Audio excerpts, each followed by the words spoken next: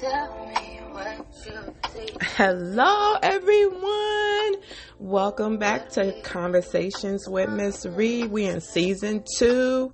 This will be episode 2. I hope you guys enjoyed our first season. We did a lot of talking about what we want to discuss this new season. So hopefully we bring some more and much more better content and everything to you. I hope you guys enjoyed the P Valley reviews over the summer while we were on break from the actual podcast. But I did like that show, so I wanted to review it. And right now we're in limbo because we don't know if they're coming back for season 3. So let's all keep our fingers crossed because I love me some P Valley. So okay, tonight it's just me. And I just felt like it was a little fitting because I am a woman. And I know people have been talking about this in exhaustion, but I feel like we need to constantly be discussing Black women in healthcare. We need to keep talking about this. We need to be our own advocates. You need to be able to be in tune with your body so that you know, like, when something is wrong. You can tell, like, this is different. So, me having girls, being a mom and stuff, I just always talk to them this way.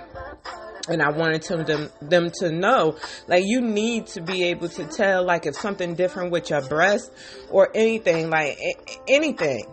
Like, just know your body, ladies. Just keep in tune with your body. So, this topic is Black women in healthcare. There are so many disparities in healthcare for Black women. Did you guys know that Black women are twice as likely to die from uterine cancer as white women? I didn't know this. And 41% more likely to die from breast cancer. Despite similar or lower incidence rates, overall Black women have an 8% lower cancer incident rate compared with white women. Specifically, Black women are less likely to be diagnosed with breast and lung cancer. However, Black women are more likely to be diagnosed with stomach, liver, and pancreatic cancer, all of which have low survival rates. That is so scary. In contrast to the lower overall incident rate, Black women have a 12% higher overall cancer death rate than white women. Specifically, Black women have double the risk of dying from uterine corpus, which is endometrial cancer, and are 41% more likely to die from breast cancer, even though their incidence rates are similar to or lower than those of white women. I didn't know any of this stuff. This is crazy. I am going to leave the links in the show notes. Just if you just want to read on this information, there's so much stuff out there. I mean, the podcast episode will be 5 hours long. I just wanted to get this out here, and we can always discuss this. If anybody want to send me an email or even respond to the podcast, some people have before, and we really do appreciate all of that, the criticism and the advice. And just the kudos. We appreciate it all. But we can discuss this in more details. I would like to have more females on so that we could talk about these things.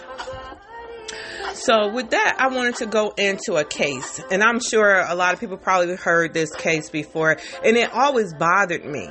So I felt like this is something that we definitely need to talk about in here. Let me turn the music down a little bit because I feel like I'm yelling. So, this is some new music too, and I'm gonna leave her name in the show notes too if you guys like it. I just wanted to try something different to see, what it sound like and stuff. So, we'll be jumping around. But her name is V Motzi, or Motzi, I'm sorry, V Motzi, and I am going to leave her contact on YouTube in the show notes. So we're gonna give her credit for this new music that I am loving. So, okay. So the case was with Judge Hatchett when she lost her daughter-in-law. And this was after she had a C-section back in 2016. So Judge Hatchett, she's a black judge. That's on TV. I really don't get a chance during the day to see any shows, any more of the shows, but I know I used to be able to watch her back in the days and stuff on TV. So they had a lawsuit out. So according to the lawsuit, while she was recovering in her hospital room, I think her name is Kiara's blood pressure plummeted. Her heart was racing and she complained of pain in her abdomen. But her family says she wasn't taken back into surgery for 10 hours. Why it took 10 hours, I don't know. I mean, I'm going to share some of my own personal stuff. It was just insane. The wrongful death lawsuit claims that she was suffering from excessive bleeding. Doctors reportedly found 3 liters of blood in her abdomen and were not able to save her. That is so heartbreaking. So heartbreaking. She was married, of course, to the judge's son, and they already had a child. The documents allege that on April 12, 2016, 39-year-old Dixon arrived at Cedars-Sinai at approximately 12:30 p.m.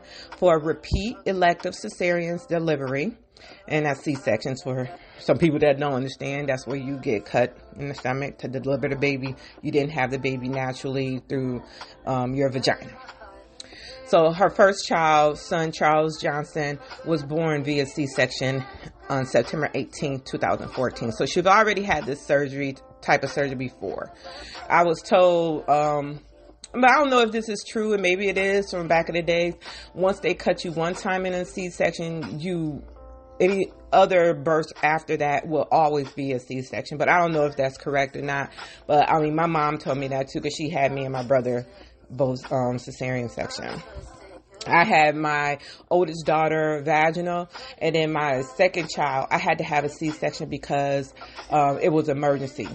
We had to do it right away. So, okay, according to the documents, Dixon's delivery was performed by, and I'm sorry, I'm probably jacking these doctor names up, but Arjang Naeem, MD, and assisted by Benham Kashniki. I'm sorry. But again, this article the link is going to be in the show notes, and you guys will be able to read it in detail yourselves. And her husband was present in the operating room. The delivery started at 2:31 p.m. Langston Johnson was born, that's the baby, at 2:33 p.m. The procedure was completed at or about 2:48 p.m., the documents read. At 3 p.m., Kiara was out of the operating room and taken to the post-anesthesia care unit, and that's the PACU. At 3:04 p.m., Kiara was skin-to-skin bonding with her baby. But no long after Langston was born, there were signs of a problem. The court documents state that shortly before 5 p.m., blood-tinged urine was seen in Kiara's Foley catheter. They then state at approximately 11:25 p.m., Dr. Naeem was notified with a concern for active internal bleeding. Shortly thereafter, the massive transfusion protocol was initiated on Dixon, and she was taken to surgery around 12:30 a.m. on April 13, 2016. During surgery, Dixon was found to have 3 liters of blood in her abdomen. Dixon did not survive the ongoing massive blood loss. That is heartbreaking. Oh my God. Dixon was pronounced dead at 2:22 a.m. on April 13, 2016, and the autopsy stated that the cause of death was due to hemorrhage shock due to acute hemoperitoneum status post-cesarean section. The documents list the negligence as failing to appreciate and properly manage Kiara's postpartum hemorrhage in a timely manner and failing to return Kiara to surgery in a timely manner, among other acts and omissions. That is, again, heartbreaking. You go in to have a baby. Your dad out here waiting, like, okay, and they come back out to tell you your wife that just came in to have a C-section has passed away because they allowed her to sit there with just bleeding and bleeding and bleeding internally. That's terrible. That's terrible. So I had Layla in 2005. I had a procedure like years and years ago where my cervix was short. So, now we're years and years, because I was 33 when I had Layla. So now we done got years and years away from that.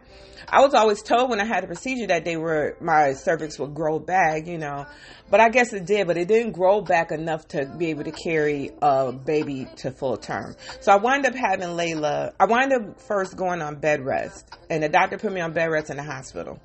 So I'm in the hospital, and I'm like, okay. And now to keep me from from having her early, it was too late to do the suturing, so that, it would help and prevent her from miscarrying her. So we wind up being on bed rest, and I would say I went in August. Layla was due December the 16th or the 18th. I can't remember. But, because I remember being in the hospital, Katrina was happening at the same time. So I'm watching all this stuff on TV, and I just remember seeing all of this disastrous stuff going on in New Orleans.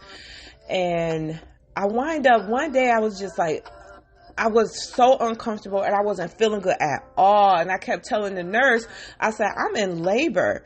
And she said, no, you're not. It's not reading. You're not in labor and stuff. And come to find out, I was actually in labor. She adjusted the belts, which monitors the baby heart rate and, monitors the baby.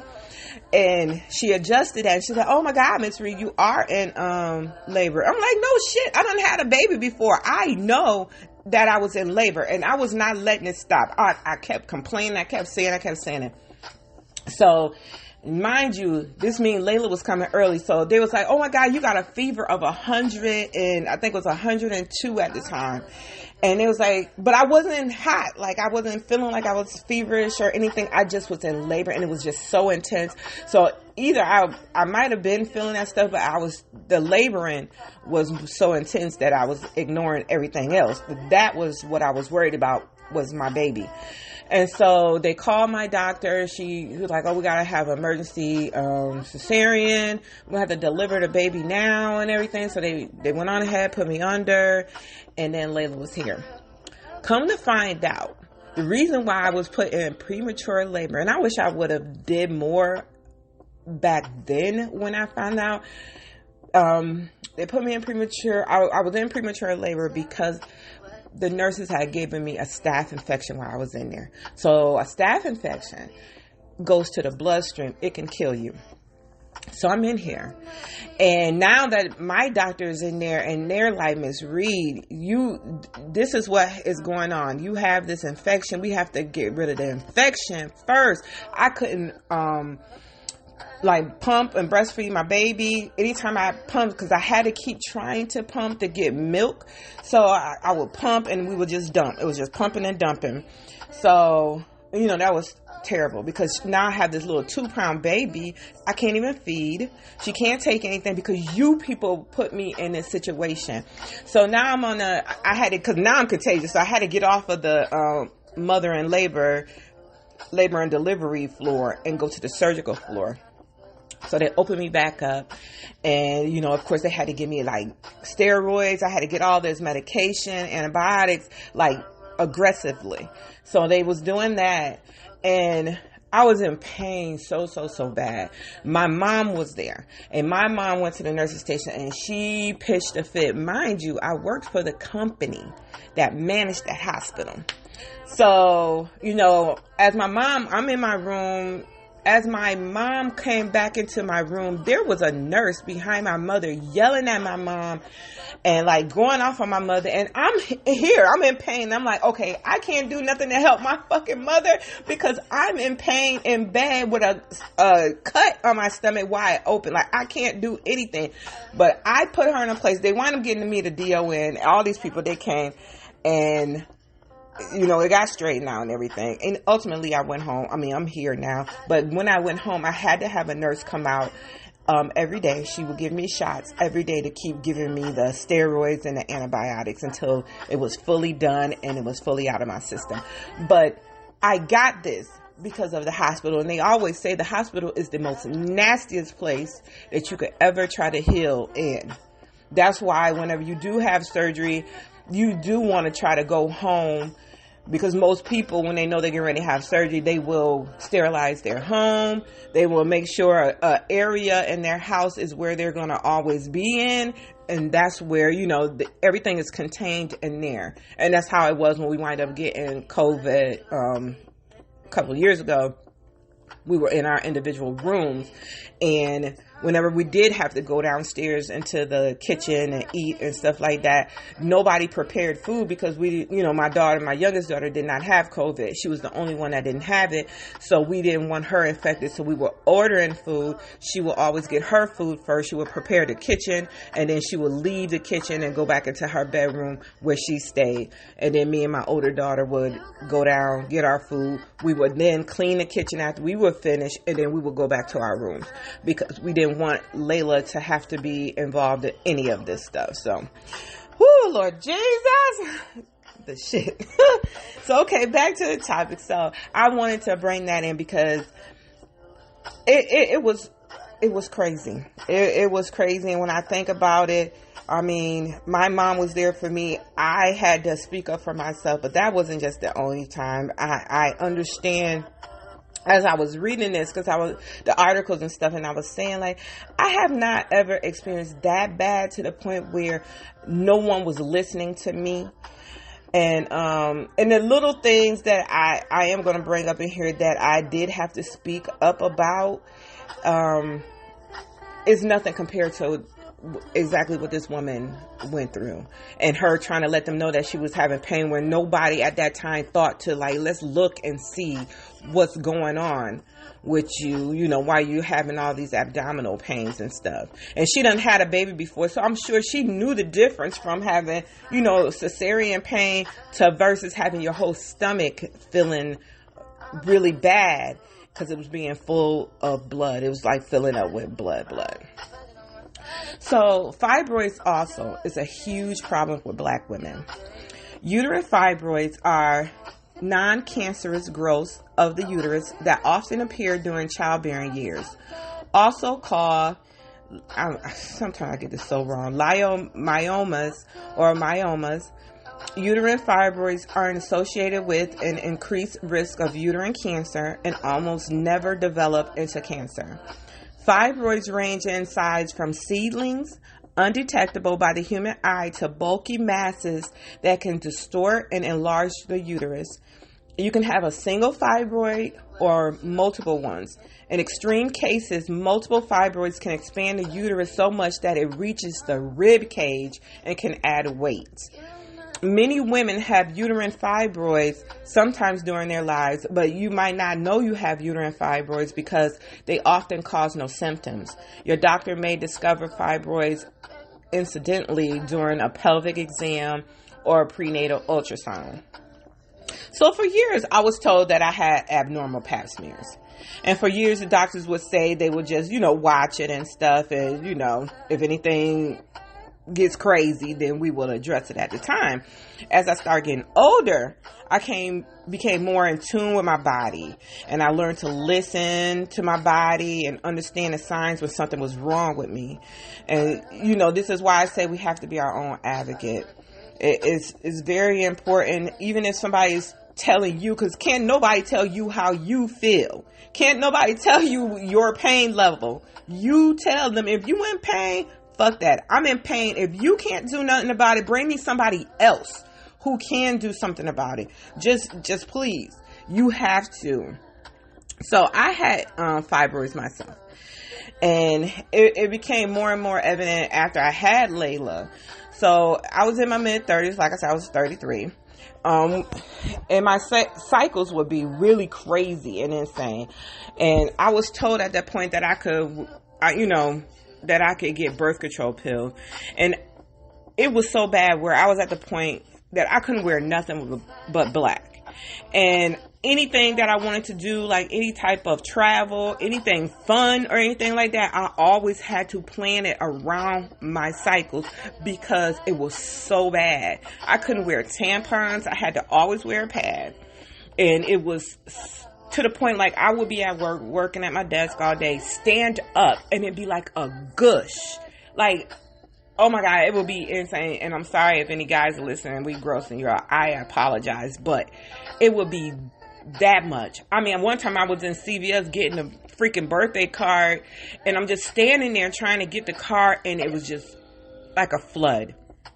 It would be so crazy. So I had when I first moved to Atlanta and stuff, I had a doctor, and she was an older woman, and she was old school and stuff. So she put me on birth control pills.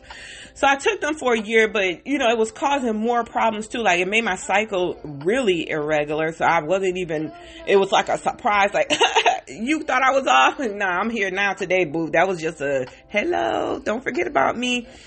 And the pills were so strong that she had me on that it started where my hair was shedding so bad. And I love my hair, guys. If you guys see me on Instagram or anything like that, y'all can see I'm crazy about my hair. So my hair is shedding, thinning out, and I got some thick ass hair. So I was like, you know what? I need to find a doctor that specializes in fibroids. And I did. So I did start going to them and stuff, and I told the doctor my concern and everything. And she was a younger doctor. She was a lot younger. And she, I had first brought up to her that I want to get a hysterectomy. And she was saying, like, no, you're still too young. You might want to have some more kids. I'm like, if I'm telling you that I don't give a damn about having any more kids, then you need to listen to me. So she also put me on birth control pills. So I was like, this is not enough. So I wound up making an appointment with somebody else within the practice. It was another doctor. I love her to this day, and she has retired, but she has been my doctor ever since. I didn't want to see anybody else but her. So she suggested, she gave me some options and everything, and she said, the pills is there, and she said, but you telling me that you do not want to have any more kids. Hysterectomy is the other option. And for me, and I know that's not always should be the always go-to, but for me, that was the best decision I had ever made in my life. And I was glad that I did get the hysterectomy. So I want to go into that because Cleveland Clinic has an article on hysterectomies. And a hysterectomy is the surgical removal of the uterus and most likely the cervix. Depending on the reason for the surgery, a hysterectomy may involve removing surrounding organs and tissues, such as the fallopian tubes and ovaries. The uterus is where the baby grows during pregnancy. Its lining is the blood you shed during your menstrual period. You lose the ability to get pregnant, and you will not get your period after a hysterectomy. So different types of hysterectomies are total hysterectomy, and that's the removing the uterus and the cervix but leaving the ovaries. Supra cervical hysterectomy, that's removing just the upper part of the uterus while leaving the cervix. Total hysterectomy with the bilateral salpingo orphanectomy, removing the uterus, cervix, fallopian tubes, and ovaries. If you haven't experienced menopause, removing the ovaries will start menopause symptoms. That will put you immediately in menopause. Radical hysterectomy with bilateral salpingo orphanectomy, the removal of the uterus, cervix, fallopian tubes, ovaries, the upper portion of the vagina, and some surrounding tissues and lymph nodes. This type of hysterectomy is performed when cancer is involved. So, that's very, it says radical, so it's very radical. And there are several different surgical approaches your healthcare provider may use to perform a hysterectomy. Vaginal hysterectomies, your uterus is removed through an incision of the top of your vagina. There is no external incisions. Dissolvable stitches are placed inside the vagina, most commonly used in cases of uterine prolapse and other non-malignant or non-cancerous conditions. Fewest complications and fastest recovery up to 4 weeks, and is considered the preferred approach. Patients often go home the same day of surgery. Then you have the laparoscopic hysterectomy. A laparoscope, a thin tube with a video camera on the end, is inserted in the lower abdomen through a small incision in the belly button. Surgical tubes are inserted through several other small incisions. Your uterus can be removed in small pieces through the incisions in your abdomen or through your vagina. Some people go home the same day or one night in the hospital. Full recovery is shorter and less painful than an abdomen hysterectomy. Robotic assisted laparoscopic hysterectomy. This is what I had. Your surgeon performs the procedure with the help of a robotic machine. A laparoscope is inserted in the abdomen so the pelvic area can be viewed. Small, thin surgical tubes are inserted through 3 to 5 incisions around the belly button. Robotic arms and instruments are controlled by the surgeon. The recovery is similar to a laparoscopic hysterectomy. Then you have abdominal hysterectomy. Your uterus is removed through a 6 to 8 inch long incision in your abdomen. The incision is made either from your belly button to your pubic bone or across the top of your pubic hairline. The surgeon will use stitches or staples to close the incision. Most commonly used when cancer is involved, when the uterus is enlarged, or when disease spreads to other pelvic areas. It generally requires a longer hospital stay, 2 or 3 days, and a longer recovery time. So I feel like anytime you're messing with somebody's stomach, I mean, any surgery, of course, is risky. But when you're dealing with the stomach area, I didn't realize, because after I had the C-section with Layla, I did not realize how much of your stomach muscle that you have to use. Like, just to get up to go to the bathroom was like so painful. So I had to get out of my bed that I was sleeping in. My mom wound up sleeping in my bed, and I had to get on a lower bed. My bed set up high. So my daughter's bed was lower. So I was able to sleep in that bedroom so that I can get up and go to the bathroom like I'm supposed to. So what are alternatives to hysterectomy? Because like I said, me having a hysterectomy was good for me. That was a decision that I made. It was so funny, the day of the surgery, my oldest daughter took me and stuff, and she's just like me, worrying and everything. So she sat out there, waited and everything for the surgery. The day of the damn surgery, my period came on. That morning, I said, look at this shit. And the nurses all laughed. And I said, being how I am, I was like, I need a pad because my period came on. She said, don't you worry about that. Put these on. You say goodbye to that period because you will not, after this, you will not be seeing them again. And it's been 4 years, maybe. 4 years. Oh no, it might have been more than that, because I think it was when I bought this house. So it's been about 7 years since I had it, and like I said, that was the best decision I ever made. So the alternatives to a hysterectomy. Your healthcare provider will work with you to develop the best treatment plan for your symptoms or condition.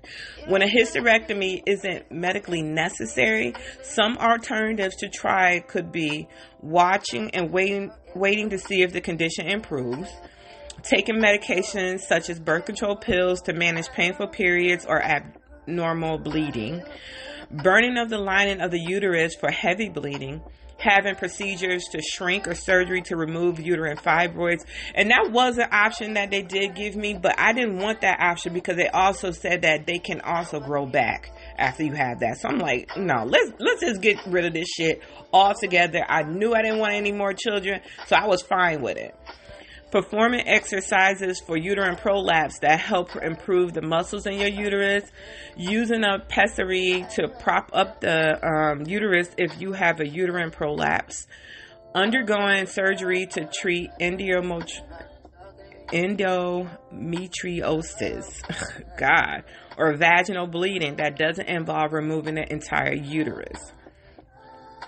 And, those options are good for anybody that prefers to do all this stuff first before going, making that drastic decision. And I made that decision because, like I said, I didn't want any more kids. I still have my ovaries.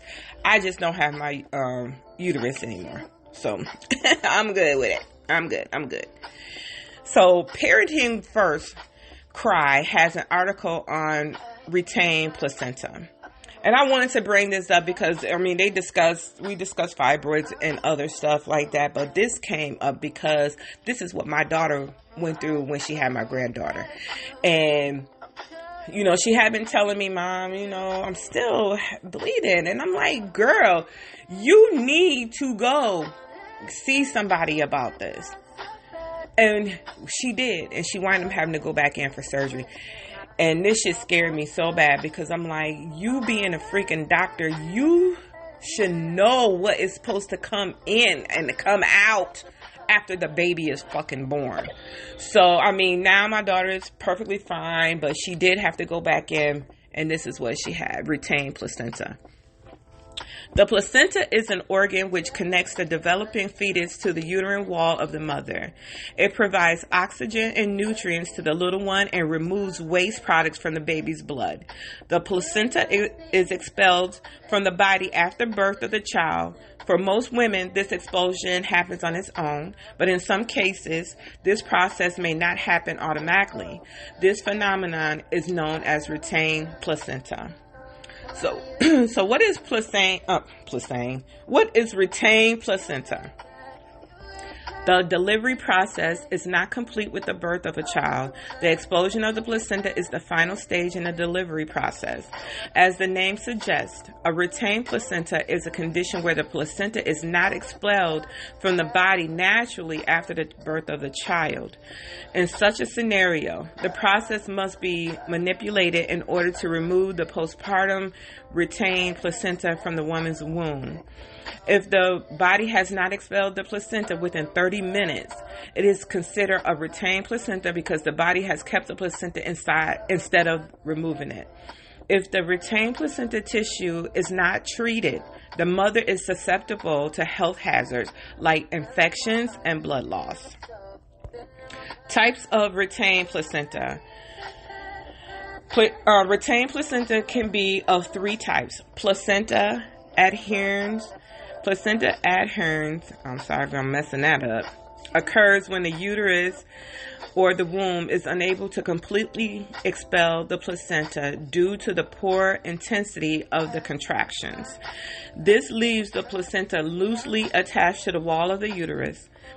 Placenta adherens is the most common type of retained placenta. Number 2, trapped placenta. Trapped placenta takes place when the separation of the placenta is not followed by its evacuation from the body.